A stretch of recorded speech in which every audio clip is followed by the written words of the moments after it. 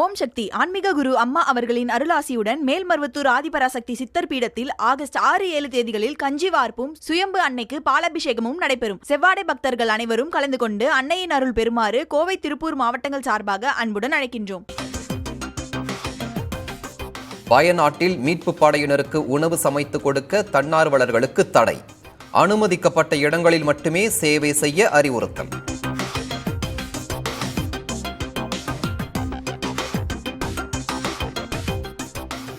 வயநாட்டில் ஒரே இடத்தில் 127 உடல்களை பிரேத பரிசோதனை செய்த மருத்துவர்கள். உறவினர்களுக்கு உடல்களை அடையாளம் காட்டும் பணி தீவிரம்.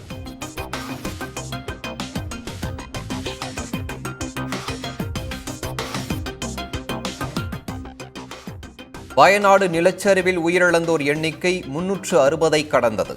200க்கும் அதிகமானோரை காணாததால் நவீன கருவிகளை பயன்படுத்தி தேடுதல்.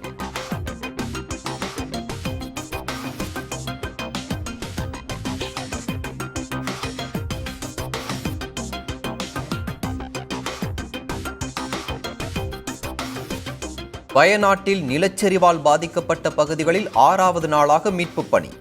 மலப்புரம் முதல் வயநாடு வரை வனத்திற்கிடையே 35 இடங்களில் தேடுதல் பணி தீவிரம்.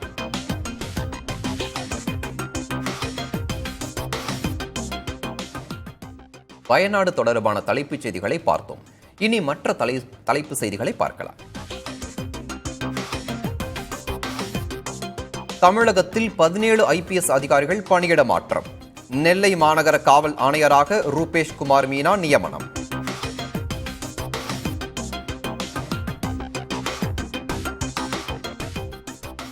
திமுக ஆட்சியில் தமிழ்நாடு கொலைக்களமாக மாறிவிட்டதாக எதிர்க்கட்சித் தலைவர் எடப்பாடி பழனிசாமி குற்றச்சாட்டு. சட்டம் ஒழுங்கை காப்பதற்கான நடவடிக்கைகளில் முதலமைச்சர் கவனம் செலுத்த வேண்டும் என வலியுறுத்தல்.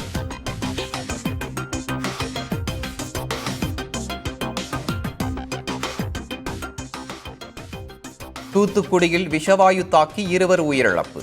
மயக்கமடைந்த மேலும் 2 மருத்துவமனையில் சிகிச்சை.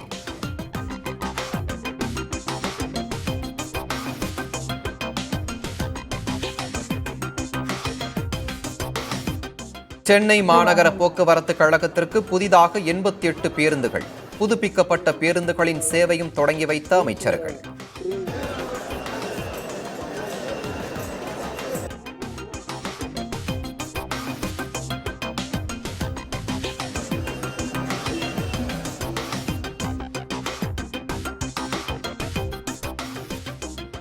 சென்னை போரூர் அருகே விலை உயர்ந்த ரேஸ் பைக் மோதியதில் காவலர் உயிரிழப்பு.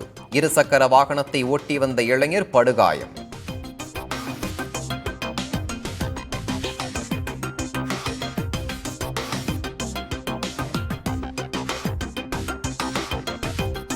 நெல்லை மாநகராட்சி வேட்பாளராக கிட்டு என்ற ராமகிருஷ்ணன் தேர்வு. கவுன்சிலர்களுடன் அமைச்சர்கள் நடத்திய ஆலோசனைக்கு பின் வேட்பாளர் அறிவிப்பு.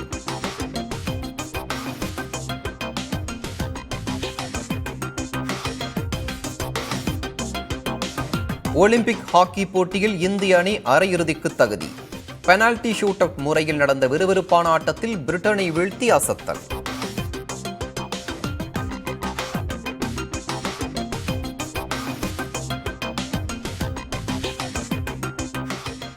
ஒலிம்பிக் பேட்மிண்டன் அரையிறுதியில் லக்ஷயா சென் தோல்வி. டென்மார்க் வீரருக்கு எதிரான போட்டியில் போராடி தோல்வி அடைந்தார். ஓம் சக்தி ஆன்மீக குரு அம்மா அவர்களின் அருளாசியுடன் மேல்மருவத்தூர் ஆதிபராசக்தி சித்தர் பீடத்தில் ஆகஸ்ட் 6-7 தேதிகளில் கஞ்சி வார்ப்பும் சுயம்பு அன்னைக்கு பாலாபிஷேகமும் நடைபெறும். செவ்வாடை பக்தர்கள் அனைவரும் கலந்து கொண்டு அன்னையின் அருள் பெறுமாறு கோவை, திருப்பூர் மாவட்டங்கள் சார்பாக அன்புடன் அழைக்கின்றோம்.